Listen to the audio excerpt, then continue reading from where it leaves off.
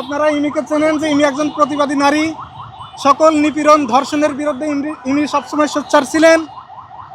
সেই ইমিকে গত কয়েকদিন আগে একদল মব অন্যায়ভাবে তার উপর এখানে আক্রমণ করে রিক্সা সহ তাকে শাহবাগ থানার ভিতর নিয়ে আটক রেখে পুলিশের হাতে তুলে দেয় এবং পুলিশ বাস বিচার না করে সেই মববাজদের চাপে পড়ে ইমিকে গ্রেপ্তার করা হয় এবং কারাগারে প্রেরণ করা হয় সন্ত্রাস বিরোধী দমন আইনে তার বিরুদ্ধে মামলা দিয়ে। মানে খুবই হাস্যকর বিষয় যে ইমি সবসময় সন্ত্রাসের বিরুদ্ধে সোচ্চার ছিলেন, সেই ইমিকে সন্ত্রাসী সাজিয়ে মববাজদের চাপে তাকে কারাগারে পাঠানো হয়েছে। নায়াসিনামাইড ও স্যালিসাইলিক সমৃদ্ধ লিলি ফেস ওয়াশ যা ফেসের ডেড স্কিন সেল দূর করে দেয় দ্বিগুণ ফাস্টার ব্রাইটেনিং। বিভিন্ন জায়গায় হামলা ভাঙচুর এবং মানুষের উপর নির্যাতন নিপীড়ন চালাচ্ছে। তারা এখনো আগের চেয়ে আরো শক্তিশালী হয়ে সেই মব কার্যক্রম চালাচ্ছে। আমরা জানি স্বরাষ্ট্রমন্ত্রী ঘোষণা দিয়েছেন যে আজ থেকে আর কোনো মববাজি প্রশ্রয় দেওয়া হবে না, মব সন্ত্রাসীদেরকে প্রশ্রয় দেওয়া হবে না। কিন্তু তার ঘোষণার পরেও এই মববাজিরা এসে হামলাটা করেছে।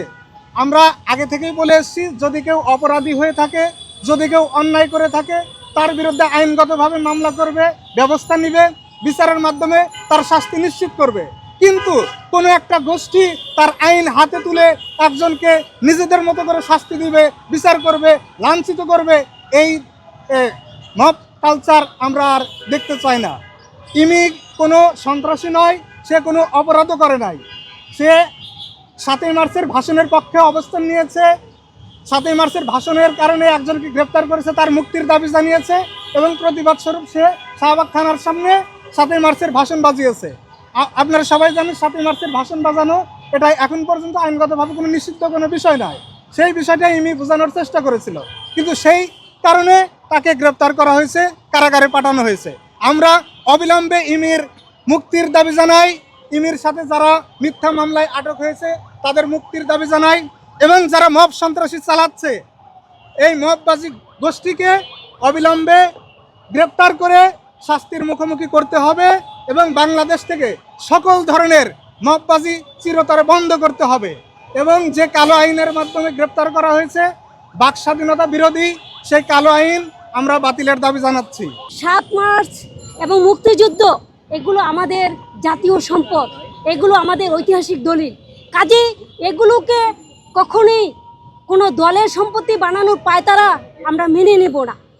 ইমিকে গ্রেপ্তারের মধ্য দিয়ে এবং যারা জুলাইতে ব্যাপকভাবে গুরুত্বপূর্ণ ভূমিকা পালন করেছিল তাদেরকে গ্রেপ্তারের মধ্য দিয়ে আমরা দেখলাম যে মুক্তিযুদ্ধকে একটা দলের সম্পত্তি বানানোর চেষ্টা করছে এখন একটা গোষ্ঠী।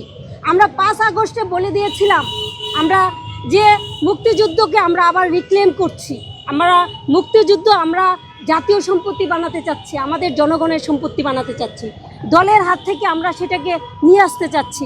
কিন্তু এখন দেখছি আমরা কোনো গোষ্ঠী সেটাকে আবার আরেকটা দলের হাতেই সেটা তুলে দিতে চাচ্ছে। আমরা সেটা কখনোই হতে দিব না। আমরা বলতে চাই যে 7 মার্চ এটা আমাদের সকলের সম্পত্তি, এটা কোনো দলের সম্পত্তি না, মুক্তিযুদ্ধ কোনো দলের সম্পত্তি না।